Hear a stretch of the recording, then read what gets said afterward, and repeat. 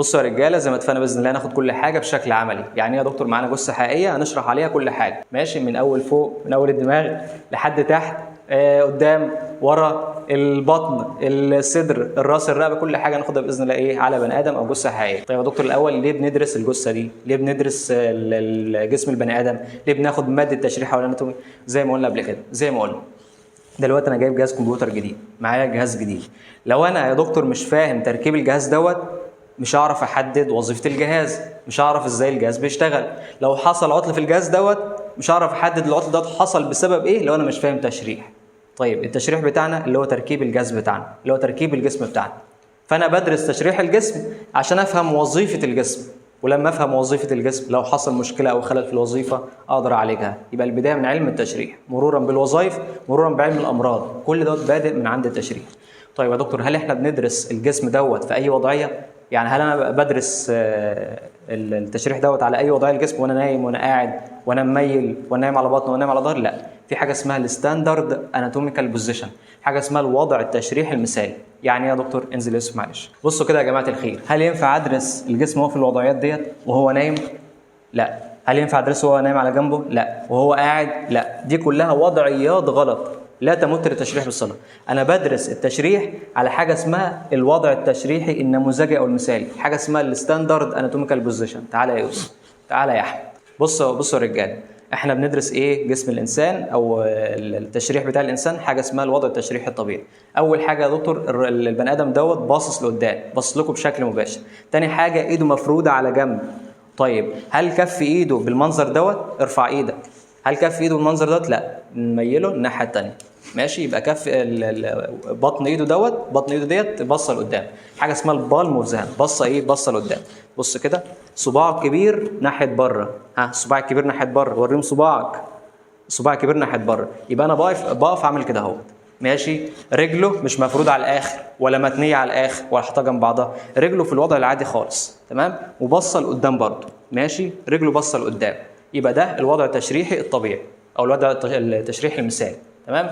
برضه مش واقف بيضحك، ده مش وضع تشريحي ولا حاجه. المهم يعني ان راسه مستقيم وجسمه واقف مستقيم، ايده على جنب، ماشي. بطن ايده، او بتقولوا كف ايده، بتقولها ازاي يا اولاد؟ بطن ايده اللي هو البالم اوف ذا هاند دوت باصص لقدام، صباعه كبير على جنب. ده كده الوضع التشريحي ايه الطبيعي. رجله برضه ولا هي مفروده قوي ولا هي ايه ملزقه في بعضها، لا، عادي خالص، مستقيم، تمام. طيب لو هو رفع ايده كده، ده بقى وضع تشريحي؟ لا، ما بقاش وضع تشريحي مثالي، ما بقاش ستاندرد اناتوميكال بوزيشن. لا. هل لو هو مايل راسه لتحت كده بقى وضع تشريحي؟ لا، ماشي. هل لو هو تنى الركبه بقى وضع تشريحي؟ لا، انزل شويه، ده مش وضع تشريحي، اطلع تاني، ده كده مش وضع تشريحي. فاحنا كده بندرس جسم الانسان على حاجه اسمها الستاندرد اناتوميكال بوزيشن. الراس بصه لقدام، بصه دايركت، تمام. الايد على جنب، الايد على جنب، حاجه اسمها البالم. ده يا جماعه ده بنسميه البالم، تمام. البالم هو اللي ظاهر قدامي، هو اللي في وش الكاميرا. لكن هل ظهر الايد هو اللي باص للكاميرا؟ لا، تمام. الصباع الكبير ناحيه بره، الصباع الكبير ناحيه بره، ناحيه بره، الصباع الكبير برضو التاني ناحيه بره، وهكذا. الرجل برضو نفس الكلام، بيقول لك الفوت فلات اند فورورد، تمام. ولا انا ايه عمال بقى بتنيها ولا بطلعها لبره ولا لجوه ولا اي حاجه، هي واقفه ايه، الرجل طبيعي برضه، الرجل واقفه مستقيم، تمام. بقى بصه ناحيه قدام برضه، تمام. رجلك او القدم بصه ناحيه قدام. ده كده الوضع التشريحي ايه النموذجي او الاناتوميكال الستاندرد اناتوميكال بوزيشن. ده الستاندرد اناتوميكال بوزيشن، تمام. تمام يا محترم. طيب بعد كده يا دكتور عندنا حاجه اسمها الاناتوميكال بلينز او المستويات التشريحيه. يعني ايه يا دكتور مستويات تشريحيه؟ يعني انا بقسم الجسم لمستويات، في مستوى عرضي، تمام، في مستوى بالطول فيرتيكال بالمنظر دوت، في مستوى فيرتيكال بس بشكل مختلف. دي كلها مستويات هناخدها مع بعض باذن الله. بصوا بقى يا رجاله، في حاجه اسمها الاناتوميكال بلانز او المستويات التشريحيه. يعني ايه يا دكتور المستويات التشريحيه؟ يعني دلوقتي لو انا قصيت البني ادم دوت بالعرض، مش عارف انتوا شايفينه ليه، لو قصيته بالعرض، تمام، هل زي ما قصه بالطول؟ هل ده نفس الحاجه اللي هشوفها هنا هي نفسها اللي هشوفها هنا؟ هل نفسه لما اقصه بالمنظر دوت؟ لا. يبقى دي اسمها مستويات تشريحيه، مستوى معين بقص او باخد مقطع في البني ادم منه بحيث ان انا اشوف حاجات معينه او اشوف اجزاء معينه في الجسم. وصل الفكره ازاي؟ طيب لو انا قصيت البني ادم بالمنظر دوت بالعرض شرايح، ماشي، زي مثلا حاجه اسمها الام ار اي او السي تي سكان اللي هو اشعه الرنين، تمام. انا بشوف ايه يا دكتور لما باخد ام ار اي او سي تي سكان؟ بشوف حاجه اسمها هوريزونتال بلين او مستوى عرضي. تمام، ده اسمه الهوريزونتال بلين. انزل كده يا يوسف، بصوا كده معايا، ده يا جماعه الهوريزونتال بلين اللي هو الحاجه ايه اللي ماشيه بالعرض، ماشي، او المستوى العرضي. بص كده معايا، بص يا معلم، ده برضو خلي بالك الهوريزونتال بلين ده المستوى العرضي. ده يا جماعه الخير المستوى العرضي، مش عارف انتم متخيلين ولا ايه، ولكن انا قدامك دلوقتي خدت مقطع عرضي وبصيت على المقطع العرضي دوت، يعني انا قصيتني من النص وبصيت عليها ايه من تحت او من فوق. بص كده، انا كده شايف ايه مقطع عرضي في البني ادم. تمام، زي مثلا ما اكون جبت شجره وقصيتها وبصيت عليها من فوق، فانا شايف المقطع العرضي بتاع الشجره. نفس الفكره بالظبط بالنسبه للبني ادم. لما باخد مقطع عرضي مثلا ممكن اشوف ايه، ممكن اشوف الليفر اللي هو الكبد، تمام، ممكن اشوف المعده، تمام، ممكن اشوف الاسبرين، وهكذا. يبقى ده اسمه ايه المقطع العرضي او الهوريزونتال بلين. تعالى يا يوسف. طيب في مستوى تاني يا دكتور اسمه الساجيتال بلين. ايه بقى الساجيتال بلين دوت؟ لما انا يا دكتور اقص البني ادم دوت بالمنظر ده نصين، نص يمين نص شمال، ده اسمه الساجيتال بلين. يبقى تاني انا قصيته نصين اهو، خدت ايه خط في النص، نص يمين ونص شمال، بقى اسمه ايه الساجيتال بلين. فقسمته نص يمين وقسمته ايه نص شمال. فلما ابص عليه او على المقطع دوت انا شايف كل الحاجات اللي ناحيه اليمين، او لو الناحيه الثانيه شايف كل الحاجات اللي ناحيه الشمال. وصل الفكره ازاي؟ تعالوا برضه نشوف مع بعض. انزل يا يوسف. بصوا كده يا رجاله، ده الساجيتال بلين. انا قاصص البني ادم من النص، انا واخد ايه مقطع مقسمه نص يمين ومقسمه نص الشمال. خلي بالك مش لازم النصين يكونوا قد بعض، مش لازم النص اليمين يكون قد الشمال، لان في تفرعات من الساجيتال بلين. الساجيتال بلين برضه ليه انواع، هوضحها لك باذن الله. ولكن اهم حاجه الفكره نفسها، ان انا معايا حاجه اسمها ايه ساجيتال بلين. بص كده معايا الساجيتال بلين يا معلم، ده الساجيتال بلين. انا قصيت البني ادم من النص، قصيته نصين وباصص دلوقتي على النص دوت، تمام، اللي هو النص اليمين. طيب ممكن برضه ابص على النص الشمال وهكذا. يبقى ده الساجيتال بلين. تمام، هو هنا متقسم لنصين متساويين، لكن هل لازم يكون النصين قد بعض؟ لا مش لازم. انت عندك نوعين من الساجيتال بلين، في حاجه اسمها ميد، هو كاتبها لك هنا ولا ايه يا ولاد؟ كاتبها لك اهو، ميد ساجيتال بلين. ميد يعني في النص بالظبط، حاجه ميد يعني في النص. عارف لما اقول لك الميد سكول يعني المدرسه المتوسطه، تمام، نفس الكلام بالظبط. الميد دوت او ام اي دي يعني ايه؟ يعني الخط ماشي في النص بالظبط. يعني ميد ساجيتال بلين يعني الساجيتال بلين اللي ماشي في النص بالظبط. طيب لما اقول لك بارا ساجيتال بلين، بارا يعني موازي، فهو مش في النص، لا هو موازي ليه، هو موازي في النص اما على اليمين او على الشمال، فده البارا ساجيتال بلين. لو رسمت خط نوت ده بارا ساجيتال بلين. وصل فكره محترم؟ يبقى امتى اقول ميد ساجيتال بلين؟ لو ماشي في النص بالظبط، لو ماشي في النص بالظبط يبقى ميد ساجيتال بلين. لو ماشي يمين شويه او شمال شويه يبقى بارا ساجيتال بلين. وكلهم على بعضهم اسمهم ايه؟ اسمهم ساجيتال بلين. كل دولت ساجيتال ايه بلينز، لكن ليه تقسيمه اللي هو الميد والبارا. لو انا دلوقتي اخدت ايه خط في النص، خدت خط في النص بالظبط، بقى اسمه ايه؟ بقى اسمه ساجيتال بلين اهو بالمنظر دوت، قسمته نصين بقى اسمه ساجيتال بلين. طيب انا اتحركت يمين شويه او شمال شويه بقى اسمه بارا ساجيتال بلين. اخدت ايه مقطع اهو، بقى معايا نص شمال اهو ونص يمين، ولكن في واحد ايه مش قد الثاني او الاثنين مش قد بعض. طيب الناحيه الثانيه برضو نفس الكلام، اخدت خط بالمنظر دوت، بقى معايا نص يمين ونص شمال بس الاثنين مش قد بعض، يبقى ساعتها اسمه بارا ساجيتال بلين. بارا يعني موازي، مش في النص بالظبط، لا هو موازي اللي في النص. وصل الفكره؟ ده كده بالنسبه للمستوى اللي عليه الدور. يبقى احنا خدنا لحد حاله مستويين، المستوى العرضي اللي هو الهوريزونتال بلين اللي انت بتشوفه في الاشعه المقطعيه، والمستوى اللي هو ايه الساجيتال بلين اللي هو برضه احد المستويات ايه الفيرتيكال او الراسيه. تمام، اتبقى معانا مستوى واحد بس، اتبقى معانا يا دكتور مستوى واحد بس اللي هو الكورونال بلين. ده بقى محتاج فهم شويه ومحتاج ان انت ايه تكون مصحصح معايا. يعني ايه كورونال بلين؟ يعني دلوقتي الكراسه دلوقتي عليا، ده المستوى اللي انا بتكلم فيه. قصيت وشي، تمام، تخيل معايا قصيت وشي، بعد كده قصيت المقطع اللي بعده، بعد كده قصيت المقطع اللي بعده، بعد كده قصيت المقطع اللي بعده، يبقى انا عمال ايه قسمني اجزاء اجزاء اجزاء اجزاء، ده اسمه الكورونال بلين. ماشي يا دكتور؟ يبقى ده الخط ايه اللي بيعمل لي المستوى، ده مستوى ده مستوى ده مستوى ونازل راسي. تمام، يبقى هو بيقسم برضو الجسم نصين، ولكن مش يمين وشمال، لا بيقسمه نصين قدام وورا. وصل الفكره ازاي؟ ده الكورونال بلين بيقسم الجسم نصين، نص قدام ونص ورا. هل لازم يكونوا قد بعض؟ نفس الكلام، لا مش لازم يكونوا قد بعض، مستحيل اصلا يكونوا زي بعض. ليه؟ لان الجسم انت مش عندك وش قدام ووش ورا، لا عكس، انت عندك نص يمين ونص شمال. وصل الفكره ازاي؟ ده كده بالنسبه للكورونال بلين اهو، ده الكورونال لو هو ايه رسم مظبوط، ده الكورونال. هو بياخد مقاطع في الاجزاء من قدام وانت راجع لورا، فبيقسموا لك لجزء قدام وجزء ورا. برضه نجيب لك حاجه اوضح شويه اهو. انا كده ايه قصيت نص الجسم اللي قدام وشايف بطن العيان، محتويات بطن العيان، ده اسمه ايه؟ اسمه الكورونال بلين. تعالى يا يوسف بصوا يا رجاله، ده الكورونال بلين ماشي. قصيت جزء شفت الحاجات اللي وراه، قصيت كمان جزء شفت الحاجه اللي وراه، قصيت كمان جزء شفت الحاجه اللي وراه. انزل تحت شويه في الصدر، قصيت جزء العظمه شفت الحاجه اللي وراه، قصيت جزء مش عارف ايه شفت الحاجه اللي وراه، وهكذا. انزل على البطن، شلت الجلد والفات والكلام ده والدهون والكلام ده، شفت مكونات البطن، وهكذا. عمال بقص الجسم مستويات من قدام لورا، تمام؟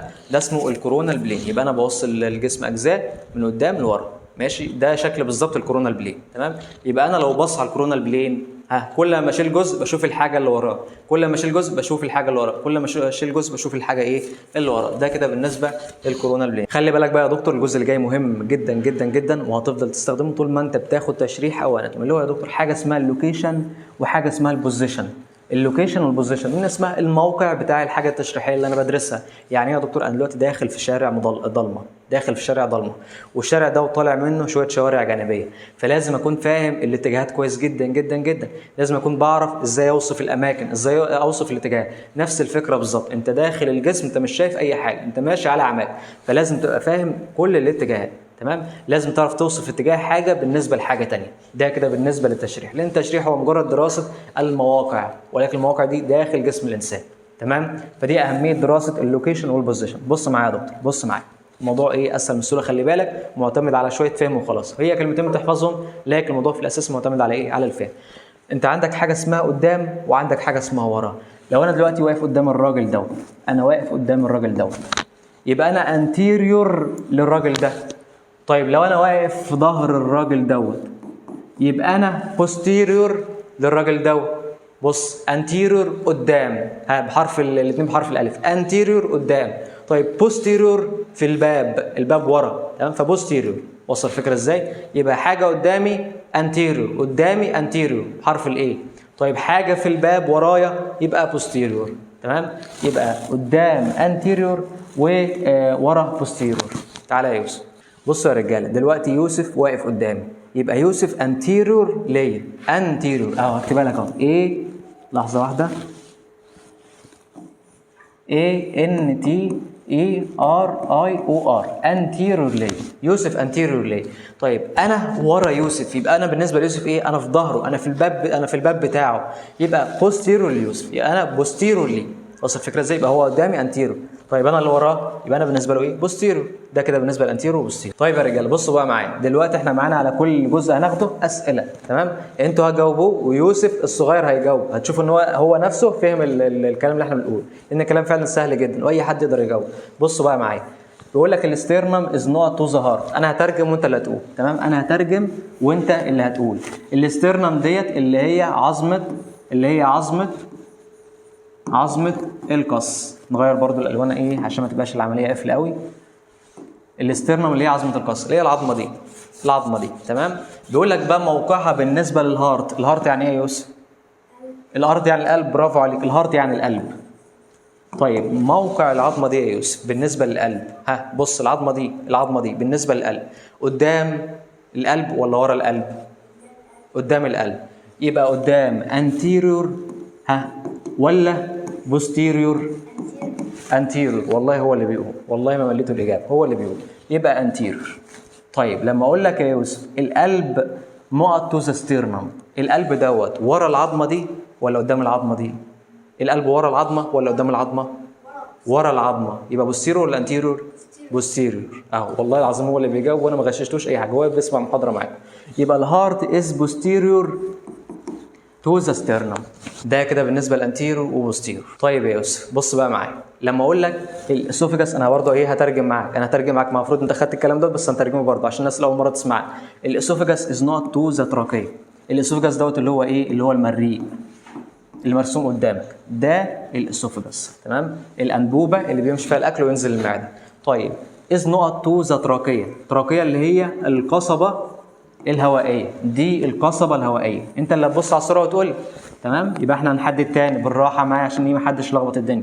دي الزرقاء دي القصبه الهوائيه، واللي ورا دوت اللي هي التراكيه طبعا، واللي ورا دوت اللي هو المريء او الاسوفجاس. طيب اول سؤال بيقول لك اسوفجاس از نوت تو ذا تراكيه. الاسوفجاس دوت الاحمر دوت هو قدام التراكيه ولا ورا التراكيه؟ ورا التراكيه. يبقى انتيرور ولا بوستيرور؟ يبقى بوستيرور. هو اللي بيقول اهو بوستيرور، يبقى ده بوستيرور. طيب لما اقول لك التراكيه از نوت تو ذا اسوفجاس، التراكيه اللي هي ايه؟ القصبه الهوائيه، هي قدام الاسوفجاس ولا ورا الاسوفجاس؟ قدام الاسوفجاس هو اللي بيقول. يبقى انتيرور ولا بوستيرور؟ يبقى انتيرور. يبقى تراكيه از انتيرور تو ذا اسوفجاس. وصل الفكره ازاي؟ طيب يا دكتور انا بستفيد ايه من الكلام دوت؟ لا، لما تبقى عارف علاقات الحاجات ببعضها وانت داخل تعمل عمليه في حاجه معينه او في جزء معين، ما تعورش حاجه جنبه او حاجه وراه، تبقى انت شغال على الحته اللي انت مركز فيها. وصل الفكره ازاي؟ طيب احنا كده ايه؟ اخدنا انتيرور وبوستيرور. طيب احنا معانا برضو يا راجل يا محترم حاجه زي الانتيرور والبوستيرور ولكن مختلفه شويه، في بينهم شويه فروقات. انا عاوزك ايه؟ مركز معايا الاخر، ولو حسيت ان في جزء رخم او جزء عاوز تفهمه اكتر اكتب لي في الكومنتات، كل التعليقات برد عليها باذن الله. ولكن ركز معايا، احنا اخدنا قدام يعني انتيرور، ورا يعني بوستيرور. برافو عليك. طيب في حاجه برضو تانية معناها انتيرور وبوستيرور، نفس المعنى في جسم الانسان، حاجه اسمها فينترال وحاجه اسمها دورسال. بصوا يا جماعه الخير، فينترال معناها ناحيه البطن، طيب دورسال معناها ناحيه الظهر. انا هسال وانت اللي هتجاوبني، البطن قدام ولا ورا؟ البطن قدام ولا ورا يا يوسف؟ قدام. والظهر؟ الظهر ورا. فنفس المعنى، فقدام بقت زي ناحيه البطن، ورا بقت زي ناحيه ايه؟ الظهر. يبقى انتيرور هي نفسها فنترال وبوستيرور هي نفسها ايه؟ دورسال. شايف الفكره وصلت ازاي؟ يبقى انتيرور يا دكتور يساوي فنترال في جسم الانسان، طيب بوستيرور يا دكتور يساوي دورسال في جسم الانسان. طيب هل الموضوع ده بينطبق على كل كائنات الحياه؟ لا. ليه؟ احنا قلنا فنترال ترجمتها الحرفيه ناحيه البطن، فنترال ناحيه قصد البطن، فنترال معناها لحظه واحده، فنترال معناها ناحيه البطن. تمام؟ طيب هل كل الكائنات الحيه بطنها ناحيه قدام؟ هل يا دكتور المعزه بطنها ناحيه قدام؟ هل لو جبت بقره او اي قطه او كلب بطنهم ناحيه قدام؟ لا. ليه؟ في كائنات حيه، في كائنات حيه هي بطنها لتحت اهو، ليه؟ بتمشي على 4 اطراف. طيب يبقى البطن هنا يا دكتور ناحيه قدام؟ بطن الحصان ديت ناحيه قدام؟ لا. تمام؟ يبقى لما اقول لك فنترال هنا، هل دوت نفسه قدام؟ هل نفسه انتيرور؟ بالراحه. لا صح؟ لا. ليه؟ ده الانتيرور اهو قدام، خلاص احنا بص ثبتها، قدام انتيرور، ورا بوستيرور. طيب ناحيه البطن فنترال، ناحيه الظهر دورسال. يبقى انت احفظها كده وريح دماغك. لكن هتلاقي في الانسان نفس المعنى، ليه؟ لان بطن الانسان ناحيه قدام، ظهر الانسان ناحيه ورا. لكن في الحيوانات الوضع مختلف، عشان كده بنقول ان فنترال ودورسال بتساوي انتيرور وبوستيرور، ولكن خلي بالك ده في جسم الانسان. لكن لو انا واحد في بيطري او واحد بدرس الحيوانات، لا الموضوع مختلف. انتيرور قدام يعني راس الحصان ناحيه راس الحصان ناحيه قدام، ماشي؟ بوستيرور يعني ورا، وفنترال ناحيه البطن، ودورسال ناحيه الظهر. لكن في الانسان مش هيفرق معاك الكلام ده، في الانسان هم نفس الحاجه بالظبط. بصوا يا جماعه الخير، احنا قلنا قدام يعني انتيرور، ورا يعني بوستيرور. طيب ليه علاقه بالبطن او ناحيه البطن؟ فنترال. تمام؟ ليه علاقه بالظهر؟ دورسال. طيب مايل يا يوسف معلش شويه، مايل شويه. طيب قدام انتيرور، ورا بوستيرور. طيب فين بقى ناحيه البطن؟ فنترال. تمام؟ ده قدام، فنترال تحت شويه. ففنترال اطلع يا يوسف، ففنترال اختلفت ساعتها ايه عن انتيرور. وصلت الفكره ازاي؟ طيب سؤال بقى يا دكتور وانت اللي هتجاوب، لما اقول لك استمك از نوت تو ذا بنكرياس وبنكرياس از نوت تو ستمك، انا عاوزك تبص وتجاوبني، ما تقوليش يا دكتور مش عارف الاستمك يعني المعده، يا راجل محترم، ما تقوليش مش عارف البنكرياس، كلنا عارفين البنكرياس اهو، ده شكل البنكرياس. انت اللي هتجاوبني بقى، الاستمك يا دكتور فنترال ولا دورسال؟ للبنكرياس الاستمك اقرب للبطن يعني ناحيه قدام البنكرياس، ولا البنكرياس هو اللي اقرب للبطن يعني ناحيه قدام؟ انت اللي هتقول. البطن احنا شلنا البطن، لقينا في وشنا المعده الاستمك يعني. طيب شلنا المعده لقينا وراها البنكرياس الاصفر ده البنكرياس اللي هو الاصفر ده. يبقى مين اللي قدام مين؟ المعده اللي قدام ولا البنكرياس؟ المعده اللي قدام. يبقى مين اللي فنترال اللي ناحيه البطن؟ المعده، يبقى ناحيه البطن الاقرب للبطن اللي هو ناحيه قدام. ما احنا شلنا يا جماعه الخير البطن، بطن مفيش بطن بس تمام، او دي البطن اهي شلتها، قابلت في وش الاستمك المعده، قابلت وراها لما شلت المعده يعني قابلت وراها البنكرياس، يبقى مين اللي قدام مين؟ او المعده بعد كده البنكرياس. بصوا انا شلت البطن تمام، شلت البطن لقيت وراها المعده، يوسف المعده اللي هي الاستمك، لقيت وراها البنكرياس اللي هو انا، يبقى يوسف بالنسبه لي قدامي ولا ورايا؟ قول يا يوسف. قدام. يبقى فنترال ولا دورسال؟ فنترال. يبقى يوسف قدامي فنترال. طيب انا يا يوسف وراك ولا قدامك؟ انا وراك، يبقى انا دورسال ولا فنترال؟ دورسال. تمام. طيب لما اقول لك انا وراك يبقى انتيرور ولا بوستيرور؟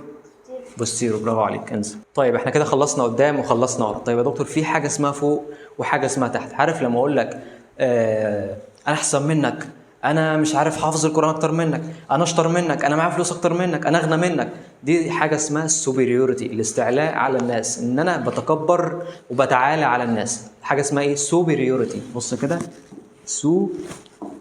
هي كلمه مشهوره يعني اعرفها، سوبريوريتي. تمام. سوبريوريتي معناه الاستعلاء على الناس. طيب انا عاوز بقى اطلع الصفه من الكلمه دي. سوبريوريتي معناها ان حاجه عاليه او ان حاجه بتتعالى. طيب سوبيريور معناها بقى حاجه فوق، يبقى سوبيريور دي صفه ماشي، او ده الوصف اللي احنا بنستخدمه في علم التشريح. سوبيريور معناها حاجه فوق، جايه من سوبر يا جماعه، سوبر. سوبر يعني حاجه خارقه، حاجه فوق خالص. فلما اقول لك حاجه فوق في الجسم او مكانها فوق في الجسم اسمها سوبيريور. طيب لما اقول لك حاجه موقعها تحت في الجسم اسمها انفيريور.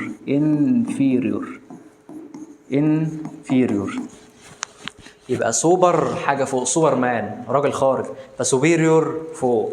طيب انفيريور يعني حاجه تحت، حاجه متواضعه، حاجه موقعها تحت، يبقى انفيريور ايه؟ يبقى تحت. يبقى لما اقول لك الراس، راسي سوبيريور ولا انفيريور؟ سوبيريور. طيب لما اقول لك بطني بالنسبه لراسي سوبيريور ولا انفيريور؟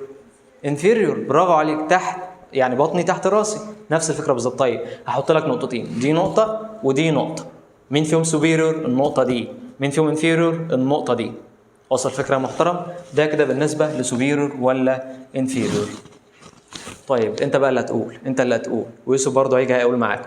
معانا الليفر، هترجمها لك المره دي بقى، لكن المفروض انت اخدت الكلام دوت. ليفر يعني الكبد.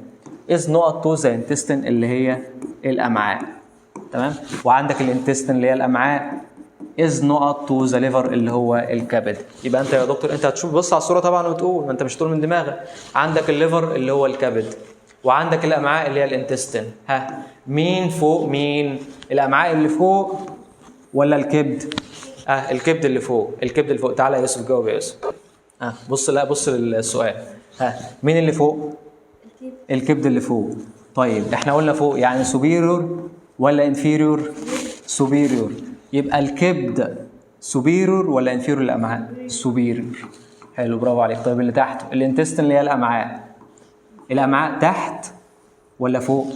تحت. يبقى سوبيريور ولا انفيريور؟ يبقى انفيريور. برافو عليك. بصوا بقى يا رجاله، السؤال ده برضه عاوزين نجاوب. بيقول لك استمك از نوت تو ذا لانج. خلاص استمك اللي هي المعده، واللانج اللي هي ايه؟ اللي هي الرئه. استمك ديت فين؟ هي فوق الرئه ولا تحت الرئه؟ هي تحت الرئه. يبقى الاستمك دي سوبيريور ولا انفيريور؟ انفيريور. طيب لانج ار نوت تو ذا ستمك. اللانجز بقى والرئه هي فوق ولا تحت؟ فوق. يبقى سوبيريور ولا انفيريور؟ سوبيريور. تمام، برافو عليك. طيب بعد كده يا دكتور معانا حاجه اسمها كرينيال وحاجه اسمها كودال. انا مش عاوزك تتلخبط من المصطلحات، عارف ان هي كتيره شويه ولكن سهله جدا جدا. احنا اخذنا لحد حالا ايه؟ اخذنا المستويات اللي هو هوريزونتال وساجيتال وكورونال، ده اللي احنا اخذناه، واخذنا انتيرو وبوستيرو سوبيريور وانفيريور، ده كل اللي احنا اخذناه. عندنا بقى حاجه اسمها كرينيال وحاجه اسمها كودال. ايه يا دكتور كرينيال وايه كودال دوت؟ احنا خدنا الكلام دوت، خلي بالك. قلنا كرينيال قبل كده معناها الراس، راس الانسان، راس الحيوان، ايا يكن. كرينيال معناها الراس. فكرينيال برضو معناها حاجه قريبه من الراس او حاجه لها علاقه بالراس. تمام. طيب كودال معناها الديل او زيل، الصفه بتاعته بقى حاجه قريبه للديل. تمام. فلما اقول لك يا دكتور فين الكرينيال هنا في الكلب وفين الكودال، هحط لك علامتين، عندك دي وعندك دي. مين فيهم كرينيال ومين فيهم كودال؟ احنا قلنا كرينيال يعني قريب للراس، كودال يعني قريب للديل. قريب للديل، خلي بالك مش الظهر، الظهر اهو، الظهر دورسال، انا بقول لك قريب للديل، ده ديل الكلب. طيب كرينيال دوت ولا دوت؟ كرينيال دوت. طيب كودال دوت ناحيه الديل. طيب لما احنا بقى نجيب الكلام دوت على جسم الانسان، دي الراس يا جماعه ولا مش الراس؟ دي الراس، يبقى كرينيال ولا كودال؟ كرينيال، برافو عليك، كرينيال. طيب لما نجيب بقى ايه؟ بص معايا، ده كده العمود الفقري، انت عارف ان هو متصل من فوق بالجمجمه، حلو. طيب لما اقول لك الفقرات دي، تمام، والفقرات دي، ركز معايا يا يوسف عشان انت تقول معايا، الفقرات الخضراء والفقرات الايه الصفراء، قلنا فوق ايه؟ الجمجمه. مين فيهم كرينيال ومين فيهم كودال؟ الاقرب للراس قلنا كرينيال، ماشي. مين الاقرب للراس؟ دي يبقى دي كرينيال ولا كودال؟ كرينيال. طيب مين الاقرب للديل؟ فين ديل الانسان دوت؟ يعتبر ديل الانسان اللي هو بتقولوا عليه ايه؟ العصوصه، عارفين العصوصه يا جماعه؟ ده ديل الانسان، يبقى ده كرينيال ولا كودال؟ كودال، يبقى ده كودال، تمام. طيب تعال نقارن بين مجموعه ومجموعه ثانيه، مجموعه ثانيه. انا هقارن بين الحمراء وبين الصفراء، تمام. اقارن بين الثوراسيك فيرتبراي واقارن بينها وبين اللامبر فيرتبراي. طيب الحمراء دي كرينيال بالنسبه للصفراء ولا كودال؟ كرينيال. ليه؟ لان هي اقرب للراس. طيب الصفراء بالنسبه للحمراء كرينيال ولا كودال؟ هي فوقها ولا تحتيها؟ تحتيها، ناحيه ايه؟ ناحيه الديل الانسان، ناحيه العصوصه، تمام. يبقى كودال. وصل الفكره ازاي؟ بصوا يا رجاله، دلوقتي لما اقول لك حطيت لك علامه هنا وعلامه هنا، علامه مثلا في الصدر وعلامه في البطن، تمام. العلامه اللي في الصدر دي كرينيال للبطن ولا كودال ليها؟ كرينيال. طيب العلامه اللي في البطن بالنسبه للصدر كرينيال ولا كودال؟ كودال. طيب لما احط لك علامه يا دكتور مثلا عند المناخير، ماشي، وعلامه عند الدق، مين فيهم كرينيال ومين فيهم كودال بالنسبه للتاني؟ ده كرينيال وده كودال. طيب لما احط لك علامه مثلا عند الرقبه وعلامه هنا مثلا عند الدراع، مين فيهم كرينيال ومين فيهم كودال؟ دي كرينيال ودي كودال، برافو عليك، انزل يا يوسف. فاحنا كده ايه؟ شطبنا الحته دي، ما اظنش فيها اي مشكله. ده كرينيال، ده كودال، ده انتيرور او فينترال في جسم الانسان، ده بوستيرور او دورسال في جسم الانسان. طيب احنا يا رجاله قربنا نخلص الموضوع باذن الله، ايه ابسط من بساطه، ولكن المحاضره دي لازم تكملها للاخر، لان فعلا بيها كل حاجه بعد كده بالنسبه لك هتكون سهله كفهم. الدكتور بيدخل بيشرح على طول، ما يفرقش معاه انت فهمت ولا ما فهمتش، الا من رحم ربي، تمام. فانت لما تدخل فاهم من الاول، كل حاجه بعد كده ايه؟ هتكون سهله. بصوا بقى يا رجاله، احنا هناخد خط في يوسف في النص بالظبط، تمام. يبقى ده خط ايه؟ خط في النص. كل ما نقرب ناحيه خط النص دوت عند يوسف حاجه بسميها ميديال، ميديال، هكتبها لك. كل ما بعد عن خط النص دوت او عن الخط اللي انا رسمه في نص جسم يوسف، كل ما يبقى حاجه اسمها ايه؟ لاترال. يبقى طول ما انا بقرب من النص حاجه اسمها ميديال، ماشي، ميديال ناحيه النص. طيب كل ما ببعد عن خط النص كل ما بيبقى اسمها ايه؟ لاترال، تمام. تعالى ايه نشوف الكلام دوت، انزل كده يا يوسف. ده خط النص، ده خط النص في جسم ايه؟ الولد دوت. كل لما تقرب من خط النص بقى اسمك ايه؟ ميديال. كل لما تبعد عن خط النص بقى اسمك ايه؟ لاتيرال، تمام. يبقى في حاجه اسمها ميديال، كل لما قرب من خط النص بقى اسمه ميديال، كل لما بعد عن خط النص بقى اسمها ايه؟ بقى اسمها لاترال. وصل الفكره ازاي؟ فلو انا مثلا ايه رسمت لك القلب بالمنظر دوت، لو انا رسمت لك القلب، حلو، ورسمت حواليه الرئه. طيب انت اللي هتقول لي القلب دوت بالنسبه للرئه يعتبر ميديال ولا لاترال؟ قلنا ميديال، كل ما قرب من النص. القلب موجود في النص ولا الرئه؟ الرئه على الجناب. طيب والقلب موجود ناحيه النص اكتر، يبقى القلب دوت ميديال ولا لاترال؟ القلب ميديال، ماشي، MEDIAL. طيب اسمها ايه؟ الرئه بالنسبه للقلب لاترال يعني ناحيه بره ولا ميديال يعني ناحيه جوه؟ لاترال، تمام، يعني ناحيه بره. يبقى كل ما ابعد ناحيه بره لاترال، كل ما ادخل ناحيه جوه ميديال. طيب لما نسالك بقى سؤال يا دكتور ونقول لك العظمه دي، مش مهم تعرف الاسم دلوقتي، هناخد الاسم بالتفصيل، الكورس هناخد الاسامي كلها، العظام كلها نعدي عليهم واحده واحده، تمام. ولكن العظمه اللي انا مشاور عليها بالاحمر دي، العظمه الحمراء دي، بالنسبه للعظمه الثانيه اللي هي ناحيه جوه دي، ها العظمه الحمراء ميديال، ها فكر وقول بالراحه، ميديال ولا لاترال؟ العظمه دي ناحيه بره ولا ناحيه جوه؟ الحمراء ناحيه بره ولا ناحيه جوه؟ ها ناحيه ايه؟ ناحيه بره، يبقى ميديال ولا لاترال؟ لاترال. يبقى لما اقول لك ايه دي العظمه اللي ناحيه بره اللي هي اسمها راديوس بالمناسبه، يبقى الراديوس از لاترال، لاترال تو ايه؟ تو ال، مش مهم اسامي خالص، اعرف العظمه الحمراء والعظمه البيضاء، مش مهم اسامي. طيب لما اقول لك العظمه البيضاء دي ناحيه جوه، ناحيه المركز، ناحيه جوه يعني ولا ناحيه بره؟ ناحيه جوه. يبقى العظمه البيضاء دي بالنسبه للعظمه الحمراء ناحيه جوه. طيب يبقى ناحيه جوه دوت ميديال ولا لاترال؟ ميديال. يبقى الله از ميديال تو راديوس. وصل الفكره ازاي؟ ميديال ادخل ناحيه جوه، لاترال اطلع ناحيه بره. ده كده الحاجات اللي احنا اخدناها. الموضوع لو صعب قول ان هو صعب، لكن اظن هو اسهل من السؤال. فاضل لك كلمتين بسيط جدا جدا جدا هنخلصهم باذن الله، ونعمل ريفيو او ريفيجن سريع او اوفر فيو على الكلام اللي احنا اخدناه كله باذن الله.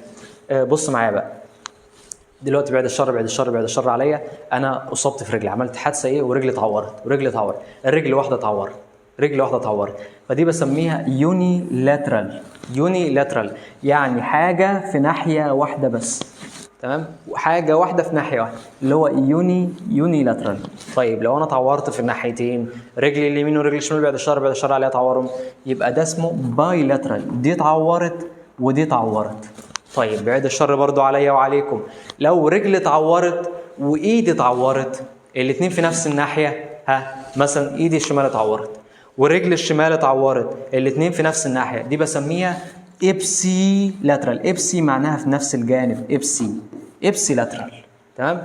ابسي لاترال يعني في نفس الجانب. طيب لما اقول لك يا دكتور عملت حادثه بعد الشر عليا ورجل الشمال اتعورت اللي هي دي وايدي اليمين اتعورت، وايدي اليمين اتعورت، حاجه اسمها كونترا لاترال. يعني ايه يا دكتور؟ يعني دي الرجل اللي اتعورت ودي الايد اللي اتعورت، بقى معايا رجل اتعورت وايد اتعورت. طيب هل الاثنين في نفس الناحيه؟ لا يا دكتور. ليه؟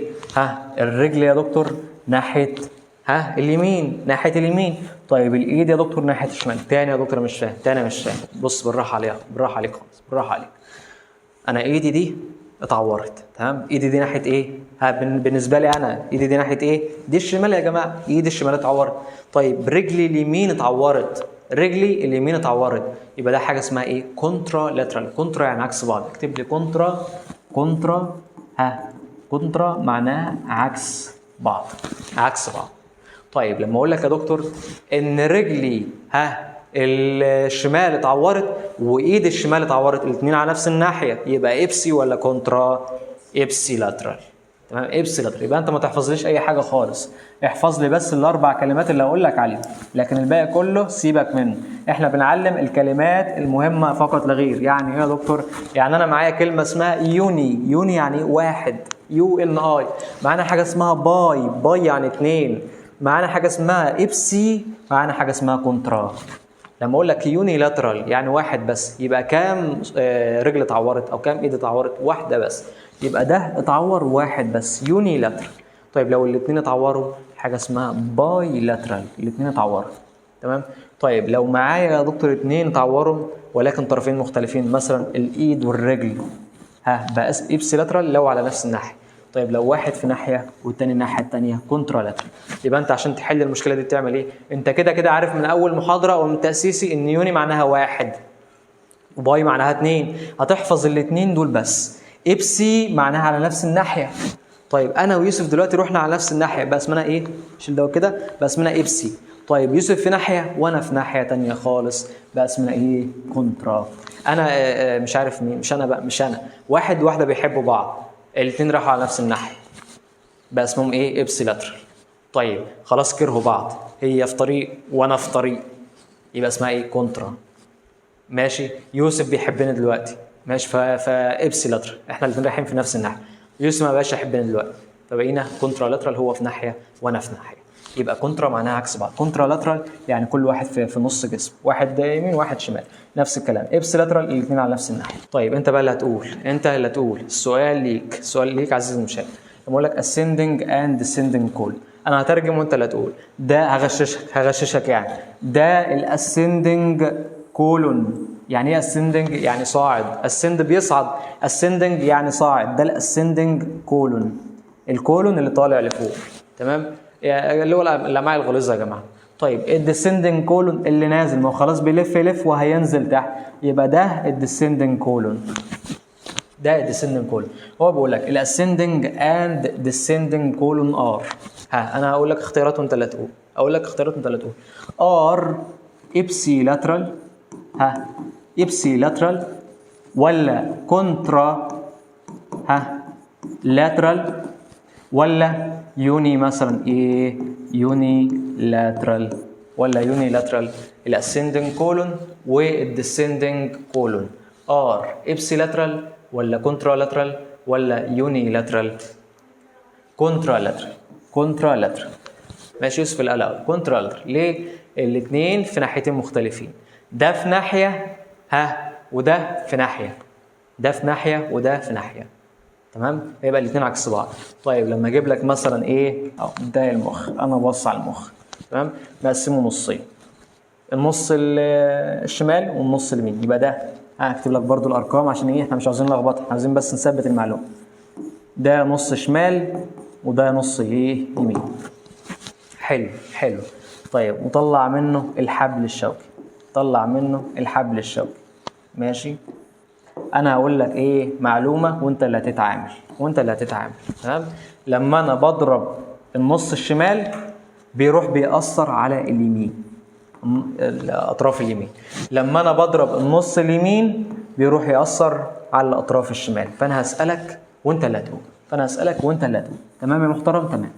طيب على هذه المعلومه، على اساس هذه المعلومه based on this information، معايا مخ ومعانا السباينال كورد ومعانا البريفرال نيرفز. تمام؟ المهم المخ متقسم نصين. طيب انا ضربت النص دوت يبقى الاصابه هنا او هنا ايا يكن انت اللي تقول يوني لاترال ولا باي لاترال ولا ابسي لاترال ولا كونترا لاترال. احنا قلنا كونترا لاترال. برافو عليك. الاصابه اللي هنا بتضرب عكس الناحيه الثانيه، والاصابه اللي هنا بتضرب هنا.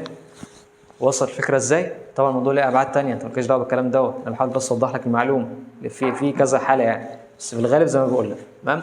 لو انا ضربت هنا هيروح ياثر على دوت، لو انا ضربت هنا هيروح ياثر على دوت، يبقى بقى اسمها ايه؟ بقى اسمها كونترا لاترال. يبقى الاصابه كونترا لاترال، اصابه الجسم نفسه كونترا لاترال لاصابه المخ. وصلت يا محترم؟ ده كده بالنسبه ايه لابس لاترال وكونترا لاترال. طيب اخر حاجه معانا باذن الله، موضوع ببساطه خلاص ايه، هنقفل ونقوم باذن الله، نقفل ونقوم. انا دلوقتي معايا الطرف العلوي، الابر لم، هتاخده في الكليه اسمه الابر لم بقى، مش طرف علوي. ما هو ابر يا جماعه بقى، مش عاوزين ايه بقى بنحفظ وخلاص. ابر يعني فوق او علوي، ابر يا جماعه، ابر ايجيبت. ابر ايجيبت يا ولاد معناها فوق ولا تحت عندنا، المهم يعني ابر معناها فوق. تمام؟ ولم البي سايلنت معناها ايه؟ معناها طرف. تمام؟ فابر لم معناها ايه؟ طرف علوي. طيب لما اقول لك يا دكتور الطرف العلوي ليه بدايه وليه نهايه، طيب كل لما اقرب من بدايه الطرف حاجه بسميها بروكسيمال، دي بدايه الطرف. ركز يا يوسف، كل لما اقرب منه حاجه اسمها بروكسيمال، كل لما بعد عنه بقيت ديستال يعني بعيد عن بدايه الحاجه. يبقى لما اقرب من بدايه الحاجه بروكسيمال، لما بعد عن الحاجه او عن بدايه الحاجه بقى بوصل لاخر الحاجه او نهايه الحاجه بقى اسمها ديستال. طيب نفس الكلام ينطبق على ده، ينطبق على الرجل. فين بدايه الرجل يا دكتور؟ او الطرف السفلي. دي بدايه الرجل او الطرف السفلي. تمام؟ فين نهايته؟ دي نهايه الرجل او الطرف السفلي. تمام؟ مين بروكسيمال ومين ديستال؟ بروكسيمال اللي فوق، ديستال اللي تحت. وصل الفكره ازاي؟ طيب هسألك برضو سؤال بس مش على الاطراف، هسألك سؤال تاني. لما احنا نرسم يا دكتور شريان، لما احنا نرسم ايه؟ شريان. خلاص هو معانا. بص معايا، ده شريان كبير حلو، تفرع وادى شريانين اصغر حجما منه. الشريان الكبير دوت ليه بدايه، الشريان الصغير برضه ليه بدايه، تمام. طبعا الصغيرين برضه ليهم ايه؟ ليهم نهايه، تمام، ليهم نهايه. طيب انا هسال وانت هتجاوب. انا معايا مثلا ايه؟ بعد الشر معايا جلطه هنا مثلا، يعني معايا جلطه هنا، تمام، ومعايا جلطه هنا. خلينا دلوقتي في الشريان الكبير. فين بدايه الشريان الكبير؟ احنا قلنا يا دكتور، دي البدايه وقلنا دي النهايه. يبقى مين بروكسيمال ومين ديستال؟ مين في الجلطات دي بروكسيمال وديستال؟ قلنا بروكسيمال اقرب للبدايه، ديستال اقرب للنهايه. طيب ده اقرب للنهايه ولا البدايه؟ البدايه. يبقى بروكسيمال ولا ديستال؟ بروكسيمال. طيب دي اقرب لنهايه الشريان، يبقى بروكسيمال ولا ديستال؟ يبقى ديستال للجلطه دي، تمام. طيب لما نجيب هنا برضو نفس الكلام، ودي نهايه الشريان.